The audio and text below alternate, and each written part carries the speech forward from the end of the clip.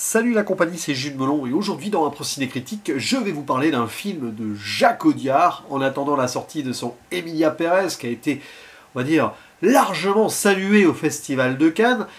J'ai décidé de découvrir un de ses chefs-d'œuvre, paraît-il, sorti en 2009, Un prophète, qui révéla à l'époque dans le rôle principal, parce qu'il obtiendra 2 Césars, incroyable, un certain Tahar Rahim, et la rencontre entre Audiard et Rahim s'est faite dans des conditions assez mystiques, dans une voiture comme ça, et sans un mot, Audiard a su que c'était lui qui serait son acteur principal. Aux côtés de Tahar Rahim, qui depuis a bien roulé sa bosse quand même, nous avons Niels Arestrup, qui à l'époque était déjà très connu et qui peut tout jouer. Ici il joue un Corse, alors qu'il n'a pas du tout des origines de là-bas. Il y a également Reda Kateb, qu'on voit pas beaucoup, mais il est là. Adel Bencherif, Hichem Yacoubi, on reconnaît dans des rôles plus secondaires Antoine Basler, et alors, pas leur début, mais parmi leurs premiers rôles, ils n'étaient pas du tout réputés à l'époque, Leila Bekti et Karim Leclou. Alors Karim Leclou, beaucoup plus en second plan encore que Leila Bekti. Donc c'est un film qui a marqué beaucoup de choses à la fin des années 2000. Et c'est un peu mon paradoxe, Jacques Audiard, parce que c'est un metteur en scène que j'aime beaucoup sur ce que j'ai vu de lui, c'est-à-dire pas grand-chose au final, encore, par rapport à ce qu'il a pu faire. Son dernier à date, les Olympiades, a été dans mon top de l'année de sa sortie, par exemple. Alors, Un prophète, c'est un film carcéral, de gangstérisme si on veut, qui a plusieurs scénaristes, dont Jacques Audiard lui-même, avec son camarade de longue date Thomas Biguedin, mais aussi, entre autres, Abdel Raouf Dafri, qui d'ailleurs a permis la rencontre entre Audiard et Rahim indirectement. On va suivre alors un film très dur, le jeune Malik, qui, âgé de 19 ans, se retrouve condamné pour 6 ans de prison. Scène d'introduction sur laquelle je reviendrai, on ne sait pas grand-chose du jeune homme. Et donc pendant ces 6 années, on va le suivre, jusqu'à sa libération peut-être, il va devoir survivre. Gagner sa propre liberté peut-être, avant même d'avoir la liberté officielle. Et donc éviter les balles, au sens figuré pour l'instant. Parce que dans le film, à un moment, ce ne sera pas au sens figuré. Et pour ce faire, d'abord il se fait un peu harceler, clairement. Et il va devoir gagner la confiance, si on veut, il va être utilisé par un mafieux corse qui s'appelle César, de son prénom. César, vous avez déjà le rapport à la hiérarchie ici, qui est joué par Niels Arestrup, et qui est lui-même d'ailleurs sous le joug d'un mafieux à l'extérieur, bref, peu importe, et qui ne va pas l'épargner, il va lui donner des missions, la première étant terrible parce qu'il doit tuer quelqu'un. Donc vous voyez que peut-être pour atteindre une forme d'émancipation ou de survie, il doit lui même commettre un crime. Quand bien même, il n'est peut-être pas commis de vrais crimes avant, on ne saura jamais en fait, du coup, pourquoi il est en prison. Et par la suite, il va quand même gagner la confiance de ce monsieur et faire des missions à l'extérieur quand il aura des petites permissions, soi-disant parce qu'il travaille, mais en fait, le travail, il est autre. Et il va rencontrer d'autres gens, forcément, aussi, dans cette société microcosme qu'est la prison, voilà, avec ses propres règles, mais aussi, comme la vie, la survie dans une sorte d'enfer pour certaines personnes, comme donc pour le jeune Malik. Et c'est un film absolument viscéral, qui s'attache à l'humain. Et ça, c'est très Jacques Audiard de ce que j'ai vu jusque-là, c'est-à-dire qu'il y a des histoires plus ou moins fortes, plus ou moins sérieuses, comme vous voulez. Mais il y a toujours la personne au centre, ici, avec son évolution et sa progression. Et donc là, on cristallise toute l'attention autour de ce jeune qui a l'air complètement paumé. Et ce qui est fort avec ce métrage, c'est pas en soi son scénario, qui parfois peut-être trop écrit, trop de trucs, je m'en fiche en fait. Très vite, dans le film, j'ai décidé de laisser de côté, on va dire, le deal, les missions, les machins, les rapports de force. Rapports de force, non, parce que ça fait partie de la thématique principale, mais les petits détails comme ceux-là, que ce soit les mafieux corses, les gangsters d'origine italienne, des frères musulmans, il y a voilà, tout ce que vous voulez, mais les deals, les machins, ça, pour moi, c'est vraiment du second plan. Et je pense que le film se voit pour le mieux comme ça, selon moi, parce qu'on s'intéresse du coup à la personnalité de quelqu'un dont on ignore tout. Et on sait qu'il est complètement vide, en fait.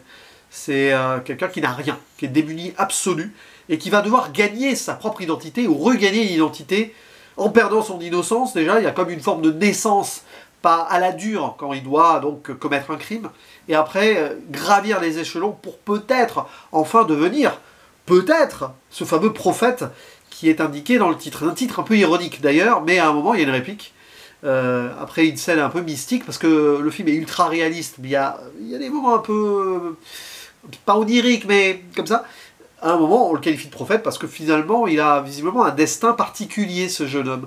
Peut-être qu'il aurait dû mourir 1000 fois avant et même pendant son séjour en prison, mais visiblement, il y a quelque chose qui lui est permis. Mais c'est là où il n'y a pas de jugement divin ou autre, c'est qu'il va même commettre des choses graves et être complice de certaines choses.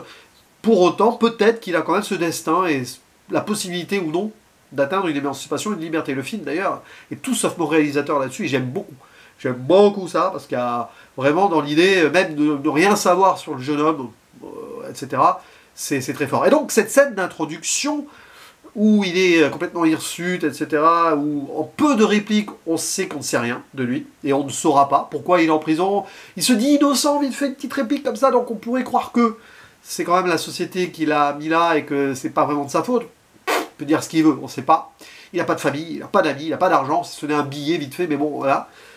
Aucune possession, aucune possibilité normalement et espoir d'avenir, à moins qu'il se construise lui-même, ce qui va être le cas par cette survie, par cette loi de la jungle, il va réussir à se forger quelque chose de lui, ou créer une personnalité qui n'est pas la sienne, parce qu'au début on ne sait pas trop qui il est. Et rien que ça en dit long, avec la mise en scène qui va avec, parce que certaines personnes, hein, je ne vais pas citer au hasard François Bégodeau, voilà, si jamais il tombe sur cette vidéo un jour, c'est une bonne guerre. Qui qualifie Jacques Audiard plus de scénariste et pas de cinéaste. Pour lui, ce n'est pas un cinéaste. Hein. Vous tomberez sur une vidéo où il en parle après la sortie des Frères Sisters. Pour moi, c'est faux. Alors oui, le scénario écrase un peu le film parfois, ce qui fait que j'ai beaucoup aimé, mais il ne va pas être au top du top non plus. Ultimement, des grands films français, peut-être de ces 20 dernières années, quoique. Mais voilà.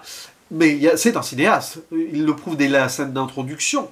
Audiard, et puis sur d'autres choses dans sa carrière.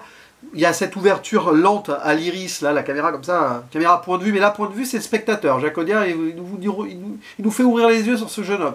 Après, on verra le point de vue de lui, etc., dans la prison, avec des caméras parfois un peu nerveuses, réalisme et tout. Mais cette introduction, Audiard, avec sa caméra, nous place spectateur donc, sur ce jeune homme, et petit à petit, voilà, on ouvre le diaphragme, tout ce que vous voulez là, je sais pas les mots techniques exacts, pour nous mettre donc face à cette personnalité complètement perdue, paumée, et à qui va arriver beaucoup de choses.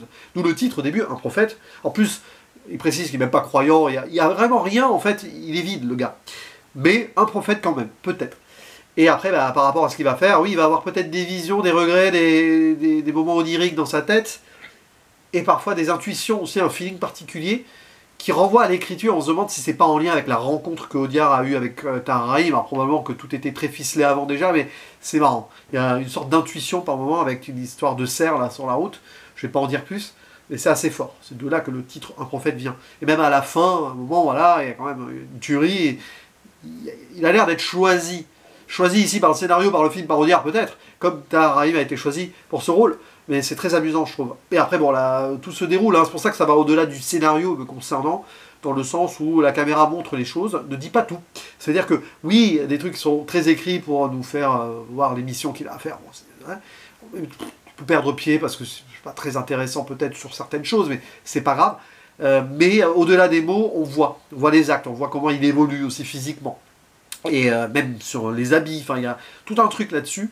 Et il y a cette fin qui est particulièrement étonnante et presque à contre-courant de ce qu'on pourrait imaginer. C'est là où je dis que le film n'est pas du tout moralisateur, et ça peut déranger aussi, mais je trouve ça assez formidable comme terminaison de ce film. Donc, un prophète, c'est vraiment très maîtrisé, et c'est du cinéma aussi, surtout, avant tout, et avec la grande performance de Tahar Rahim, parce que là, on voit que le gars, il s'est impliqué à fond, qu'il s'est vidé lui-même, d'ailleurs, il l'a dit, hein, plus ou moins, pour repartir de zéro comme son personnage et briser cette coquille pour devenir quelqu'un. Et il deviendra quelqu'un, Tahar Rahim, avec ce film. Mais il restera lui-même. Alors que le personnage Malik, on se demande vraiment qui il est. C'est-il vraiment qui il est? Et est-ce qu'à la fin, il est vraiment ce qu'il est? Bonne question. Alors, apparemment, rumeur, hein, alors je ne sais pas si c'est toujours en actualité, parce que ce sera en tournage peut-être, il devrait y avoir une série autour donc d'un prophète qui serait chapeauté par Adel Raouf Tafri. J'ai pas envie d'écorcher son nom et c'était un peu caché derrière la caméra, désolé. Où on apprendrait des choses sur son adolescence. J'ai un peu peur. Là, vous voyez, la force du film, c'est qu'on sait rien de pourquoi il est là et ce qu'il a vécu avant, à part qu'il n'est rien ou qu'il n'a plus rien. Essayer d'apprendre ce qu'il a perdu, du coup, ce serait ça, avec une série spin-off, pour moi, ça serait une fausse bonne idée. Parce que ça peut casser un peu, pour moi, le karma de ce film-là, qui fonctionne par ses non-dits et par ses mystères aussi. Mystère jusqu'au bout, de comment il arrive à survivre aussi parfois. C'est là où on sort de l'ultra-réalisme, un peu naturalisme, hein, parce que la reconstitution de la prison, tout ça, c'est vraiment clairement ça, par des moments où bah, c'est du cinéma et on le sent. C'est-à-dire qu'il y a des choses qui normalement n'auraient pas été possibles en vrai. Voilà, enfin, peut-être. Après, la réalité parfois rattrape la fiction ou vice-versa. Donc un prophète, n'hésitez pas à dire ce que vous pensez de ce film, du cinéma de Jacques Audiard, de Tahar Rahim, bref, ce que vous voulez en rapport, bien sûr, avec ici cette œuvre. Peut-être, est-ce que vous avez peur d'une éventuelle série dessus? Je ne sais pas, à voir si c'est confirmé et si ça va se faire vraiment, parce que pas trop de nouvelles là, mais bon. Et on en discute donc ci-dessous. Je vous dis à la prochaine, ciao!